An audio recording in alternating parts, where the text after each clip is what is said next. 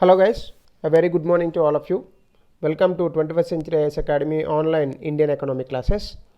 I think in the yesterday's class we have already successfully completed the concept of GST. So that was the end part of GST.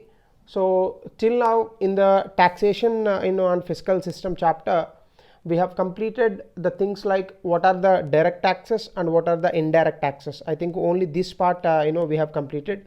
So we never entered into the concept called the fiscal policy. First of all, we have just seen only these concepts: what is tax and what are different types of taxes in India, and why actually taxation is done, what is the significance of types of taxes.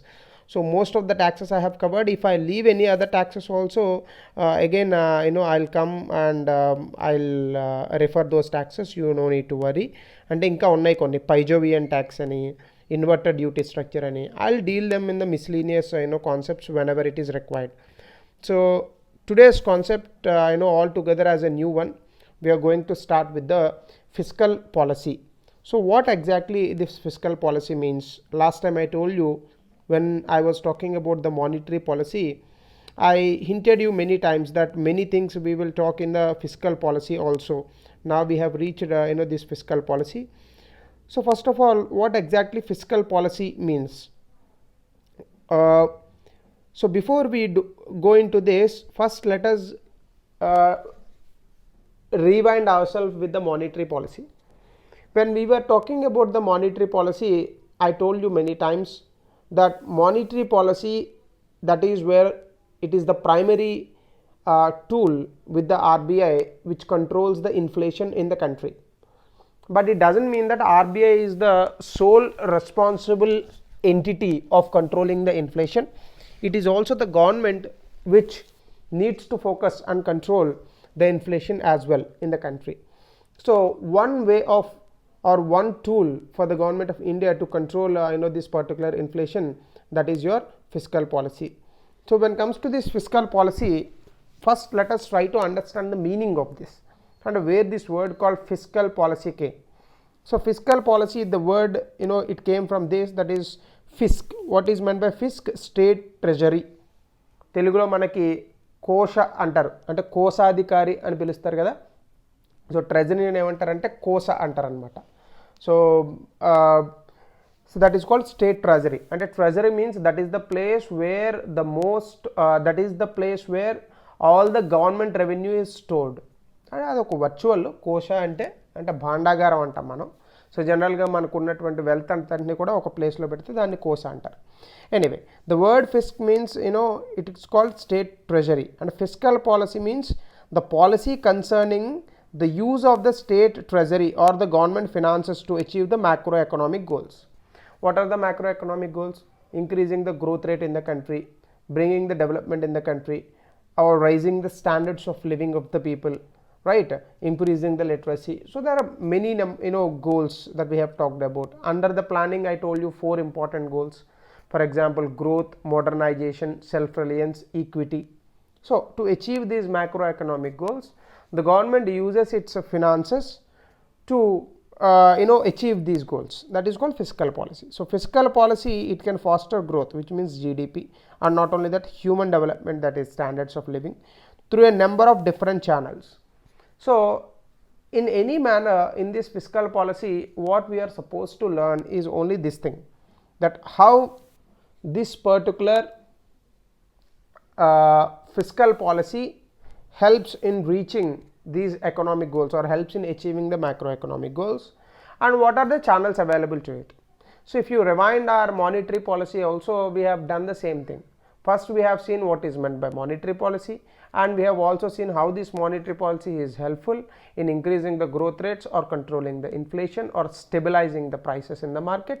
And the third thing what we have done, if you remember my flowchart kind of diagram, I have showed you what are the tools available with the RBI to take this monetary policy, or what are the tools of the monetary policy. So likewise, there are tools for the fiscal policy also. We have to learn all these things, so then the fiscal policy is completed. So normally this fiscal policy is comprehended in only one word, that is called budget. So if you can understand the budget, the whole thing is done. So when it comes to the second one, because I have brought some other definitions so that they will be helpful for you to write the answers in the examination. One is fiscal policy is the part of the government policy which is concerned with raising revenue through taxation. And one tool that is available with the government is taxation, and the other means and deciding on the level and pattern of expenditure. And another one is what? Expenditure. And it is talking about two things. One is what? Revenue. Another thing is what? Expenditure. And how much the government is getting and how much the government is spending. So pattern of expenditure with a view correct the situations of excess demand or deficient demand, because you know that whenever you can control the demand, you can also control the inflation. That means you can bring the stability in the economy. And one more thing, yesterday when I completed the GST, I have given you some questions. Even none of you out of 55 students, I guess from the direct IAS batch of Ashok Nagar, so none of you have sent any answers to me. So I remind you one more time, please write the answers, because writing practice is the only thing which will give you the success. Okay. So second thing, another definitions, it refers to a policy concerning the use of state treasury or the government finances to achieve macroeconomic goals. We have already seen this. And government policy, changing of its taxation, just now we have seen, and public expenditure programs to achieve its objective. So government uses its expenditure and revenue program to produce the desirable effects on national income, production and employment, because on a whole these three are the important aspects of any country's fiscal policy. One is increasing the national income and increasing the production so that you can increase the GDP, at the same time increasing the employment opportunities to the people. So this is the meaning of the fiscal policy, the definition part. So if you look at the difference between the fiscal policy and monetary policy, so this is where the monetary policy, the same diagram I showed you that time also, the RBI. It refers to the actions of the RBI to pursue the objectives such as price stability and maximum employment. So here inflation controlling monetary policy has talked about, and also employment generation. But whereas when it comes to the fiscal policy, it refers to the government revenue collection, which means it is talking about the taxation as a tool and spending decisions, so and expenditure, and it is talking more about the revenue and expenditure. Here it is talking about the interest rates, inflation and employment opportunities. So if you look at the actual differences between monetary and fiscal policy, sometimes these type of questions, the core knowledge questions, they hardly come in the UPSC examination, but if at all they come, we are very lucky. So please try to concentrate on these things, because core knowledge is always important. సాధారణంగా ఇటువంటి questions రావు, ఒకవేళ వస్తే మాత్రం that's a jackpot. So you shouldn't leave any of these points. So that's why make sure that all these points you are taking in your notes. So one thing is, first of all, let us understand the difference between the monetary policy and the fiscal policy. First of all, monetary policy, what are the tools available with the RBI? I already told you monetary policy is done by the RBI, or else you can say monetary policy committee. We have learned about this. Fiscal policy, the government of India directly, right?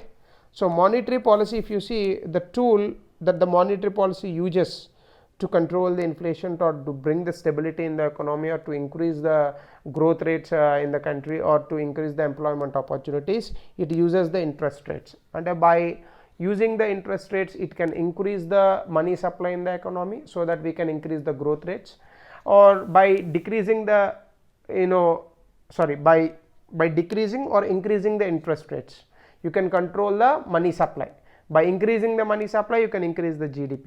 By decreasing the money supply, you can control the inflation. So these things already we have discussed in the monetary policy chapter. But whereas when it comes to the fiscal policy, the tools available with the government of India under the fiscal policy, one is taxation, another one is government spending. So here it is talking about revenue and the government expenditure. So how this can be, I will explain this in the meantime, or simply you can understand this. For example, if the government is taking more taxes from us, then the money supply will decrease. If the taxes are more, then the money supply will decrease. Or if the taxes are less, then the money supply will increase. Why? Because the people will be having more disposable income in their hand. The people will be having more disposable income in their hand, so that they can demand for more goods. At the same time they can buy more goods. At the same time they can also increase the inflation. And what is the effect? So by decreasing or increasing the interest rates, the cost of borrowing changes. If the cost of borrowing is less, people take more loans, so that more investments. If the cost of borrowing is more, people take less loans, then less investment. More investment means more GDP, less investment means less GDP. When it comes to the government, if it increases taxes, the government would be having more budget, more revenue. If it is having a less taxes, then it would be having a budget deficit. So that is also there, right? And when it comes to the distribution part, here higher interest rates hit homeowners but benefit savers. Last time I talked, I also explained these. So if you remember my earlier classes, I told you that time in the inflation who are the beneficiaries of the inflation, who or the non beneficiaries of the inflation in Japan. And for example, those people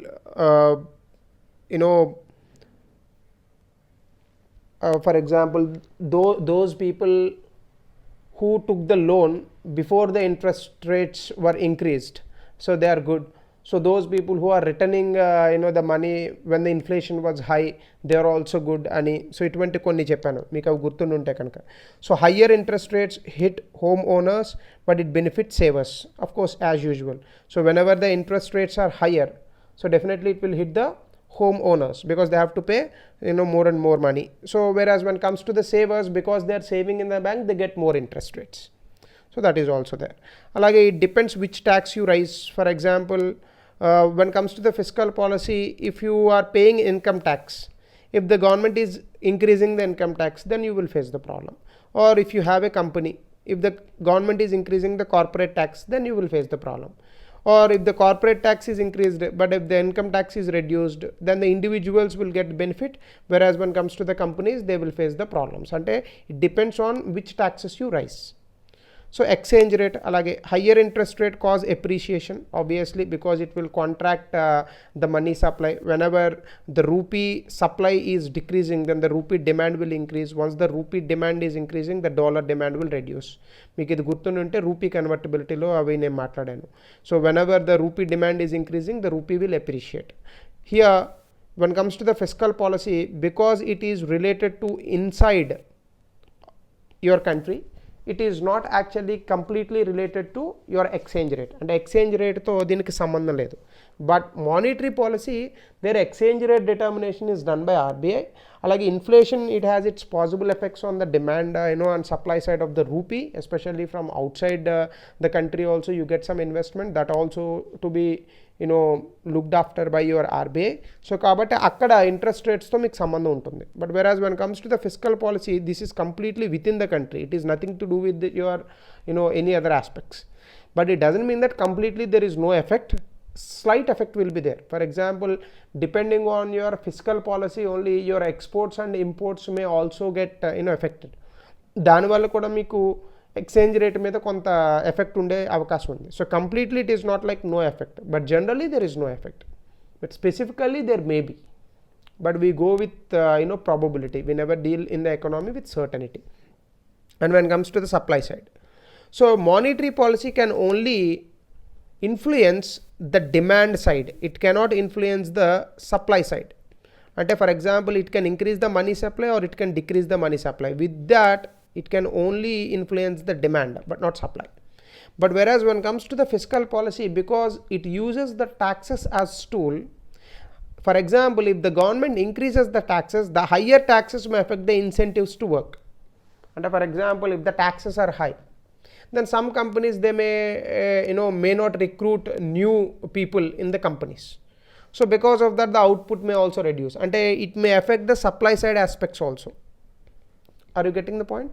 For example, if the taxes are so high, companies may stop recruiting the new people.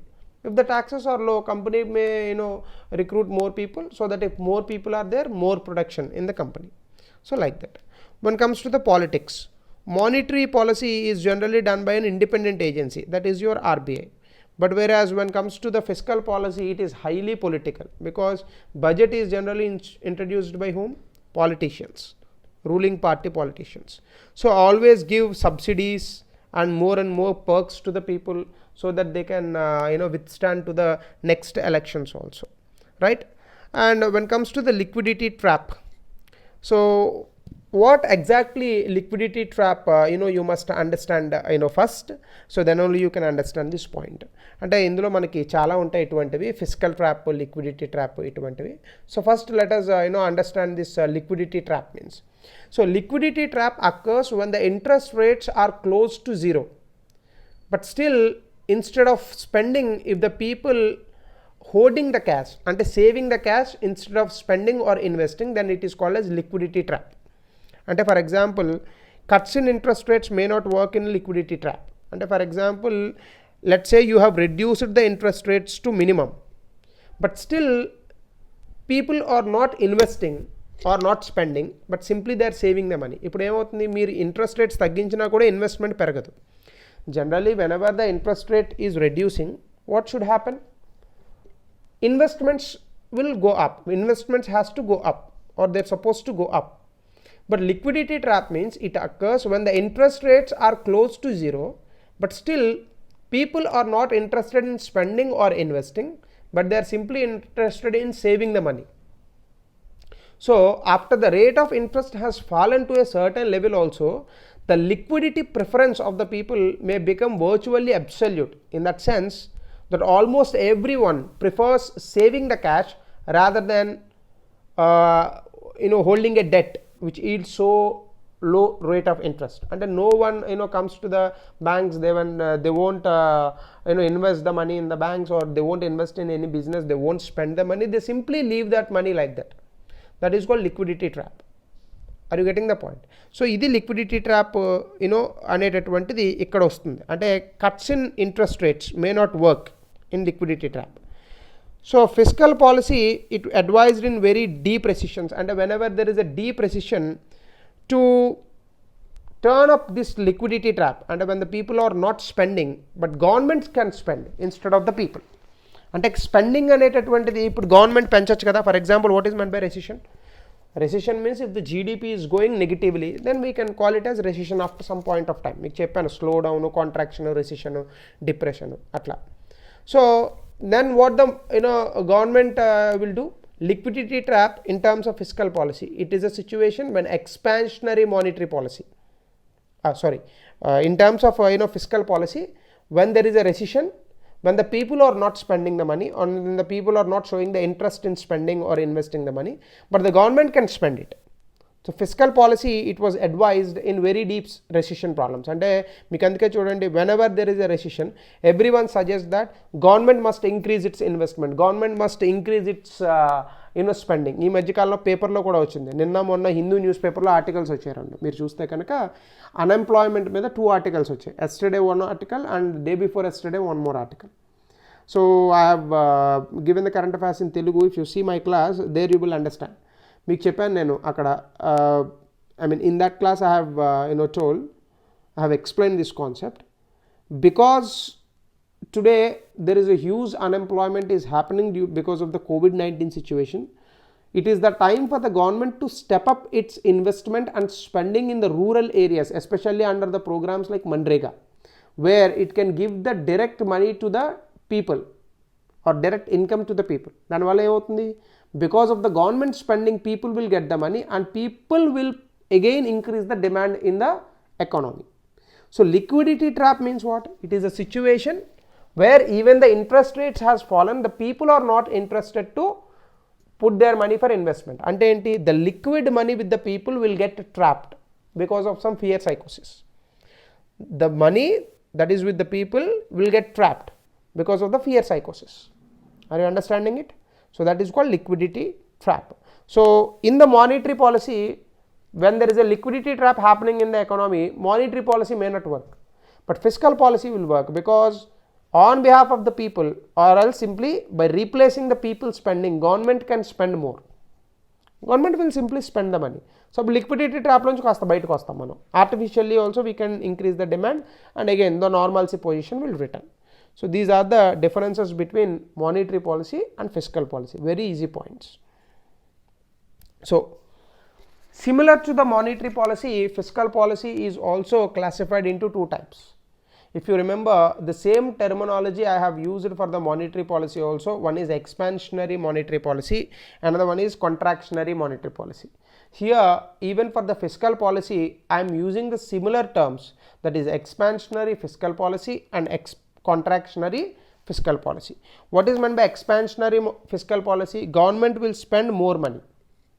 Okay, and the government will spend more money, whereas the government will tax less.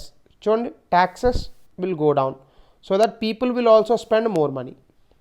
People also will spend more money, right? Whereas the government will also spend more money. So when more money supply is happening, then what will happen? There will be a huge money supply in the economy. So because of that, the GDP may increase as a consequence of the expansionary monetary policy.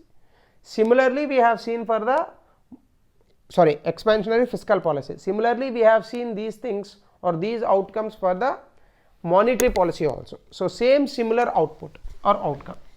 So when it comes to the contractionary fiscal policy, whenever there is a huge inflation, what it will do? It will increase the taxes.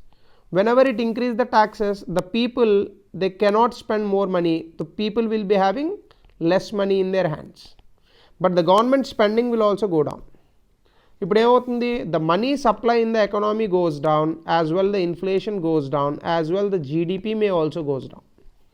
So this is called contractionary fiscal policy. The same similar manner we have also seen that contractionary monetary policy. So that is there. So now let us concentrate on what are the objectives. Just now we have seen what is the definition of fiscal policy and how the fiscal policy is different from the monetary policy, and what are the types of fiscal policy. Now we are looking towards what are the objectives of fiscal policy.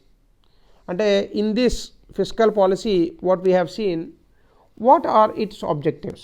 And if you remember my earlier classes, when it comes to the monetary policy, that time I told you the objectives of monetary policy was controlling the inflation, price stability, so stopping or preventing the market failures, increase in GDP, increase in employment, or also increase in exports, or concentrating on rupee appreciation లేదా rupee stability of the rupee. So ఇలాంటివి మాట్లాడుకున్నాం. When comes to the fiscal policy, అంటే every year the government it puts budget, right? It announces budget. So in each and every budget we come across different goals, right? So to achieve those goals we bring different programs. All these programs, they have a separate destinations also. So all of these things can be comprehended under one heading, that is called objectives of fiscal policy. అసలు government budget ఎందుకు ప్రవేశపెడుతుందంటే to achieve these goals. One is full employment. So all the people in the country, especially we can call them as labor force, we have to create an environment where the employment opportunities must be available to all the labor force in the country. So whatever the expenditure that the government is making, whatever the GDP that is increasing, they all must concentrate at one point. What is that? Creating employment opportunities. But is it happening? No. India GDP is increasing, but whereas when it comes to the employment opportunities, they are not increasing in commensurate with the GDP. And we are receiving growth but without jobs. That's why India, we call it as jobless growth and blister.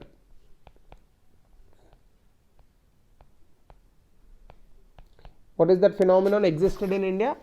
Jobless growth. Second is price stability. I told you inflation.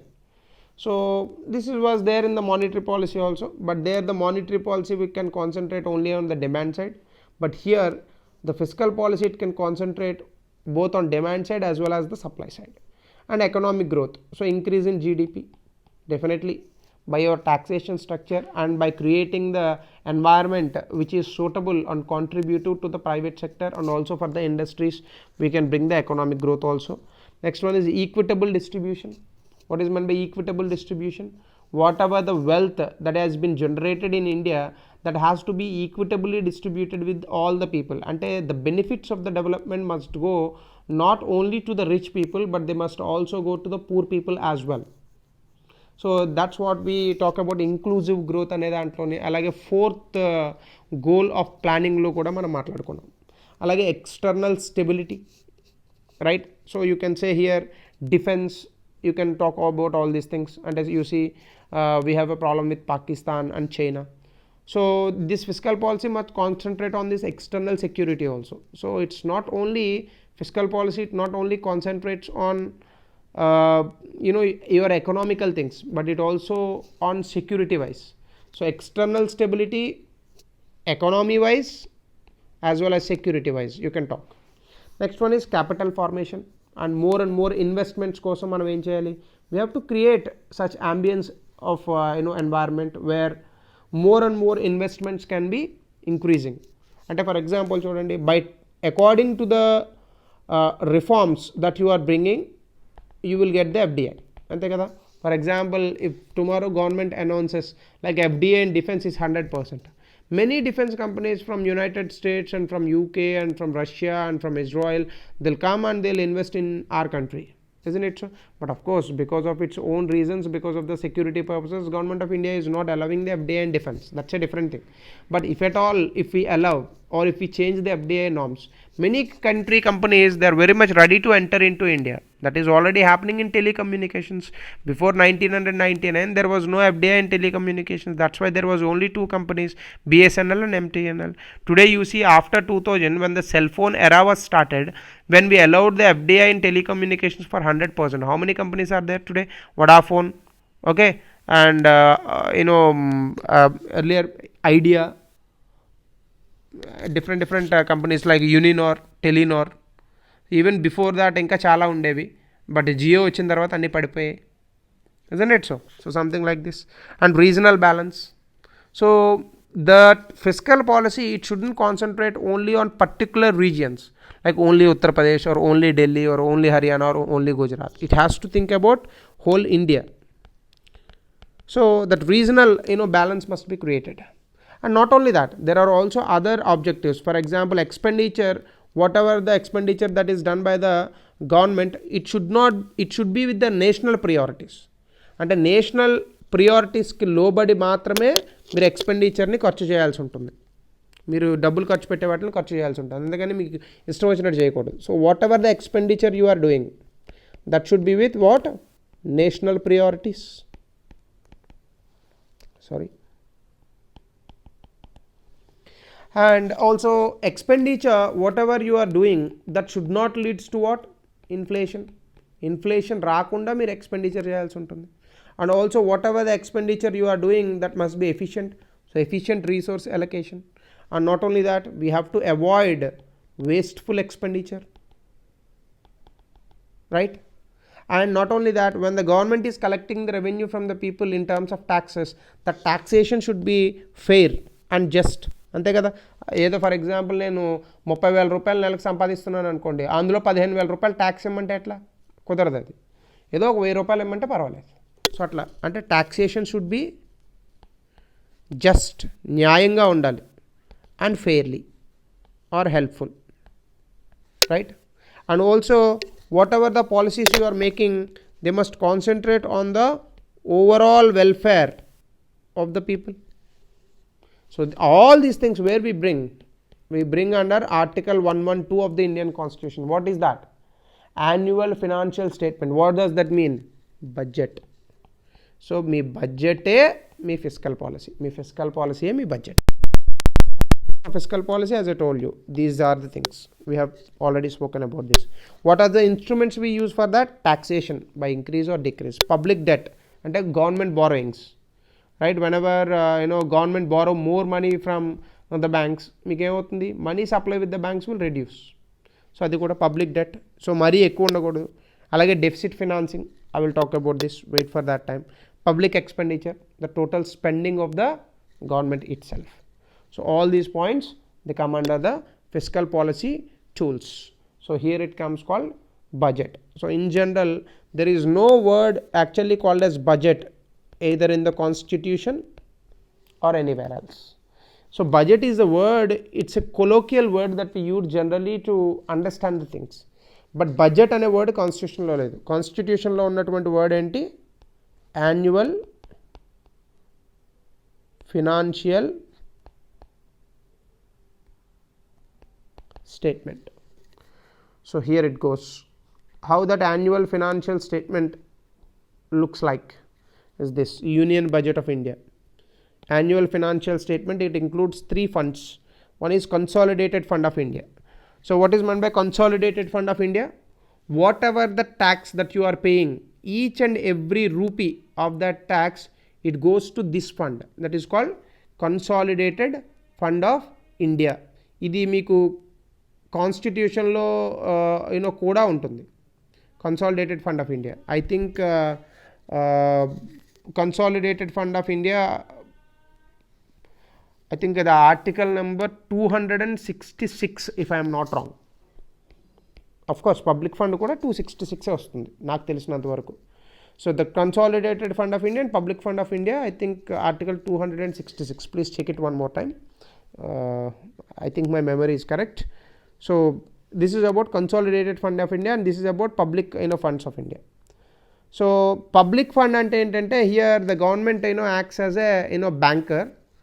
So Consolidated Fund of India ante entante, each and every penny that the government is receiving in terms of taxes, all that go to Consolidated Fund of India. Are you understanding? All that money that we are paying in terms of taxes, that will go to where? That will go to Consolidated Fund of India. But whereas when comes to the public accounts, that is different. And public money other than under the Consolidated Fund of India, ante indulo lenivi induloki veltayi. Ante for example, Consolidated Fund of India includes taxes that we pay, alage non tax revenues, ivanni kuda ekkadiki veltayi ante Consolidated Fund of India loki veltayi. Whatever the things which are not there in the Consolidated Fund of India, ante public funds like pensions కానీ provident funds కానీ, ఈ amounts అన్నీ ఏవైతే ఉన్నాయో మన ప్రతి నెల జీతంలో కట్ అవుతూ ఉంటుంది కదా పిఎఫ్, అవన్నీ ఇక్కడికి పబ్లిక్ అకౌంట్స్లోకి వెళ్తాయి. Contingency fund means what? So I think this is article number 267 if I'm not wrong. So contingency fund, it is for only unforeseen expenses. అంటే ఫర్ ఎగ్జాంపుల్ ఇందులో జనరల్గా మీకు ఒక 500 కోట్ల రూపాయలు ఉంటుంది.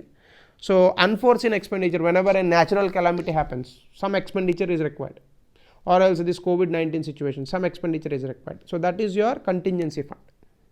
Okay, so ఆ కంటింజెన్సీ ఫండ్లో మీకు ఎప్పుడైనా డైరెక్ట్గా డబ్బులు కావాలంటే ఇందులోంచి తీసి వాడుకుంటారు. సో కన్సాలిడేటెడ్ ఫండ్ ఆఫ్ ఇండియాలోంచి మీకు 2 things are there. One is revenue budget, అంటే whatever the revenue that the government is generating, and capital budget, అంటే whatever the government that is borrowing. మళ్ళీ ఇందులో మనకి రెవెన్యూ రిసీట్స్, అంటే what the government is getting, revenue expenditure, what the government is spending, capital receipts and capital expenditure. I will explain these things. So అంటే you know need to study these things, but if you can study these 6 things or else these 4 things, then your budget will be over. Are you understanding the point?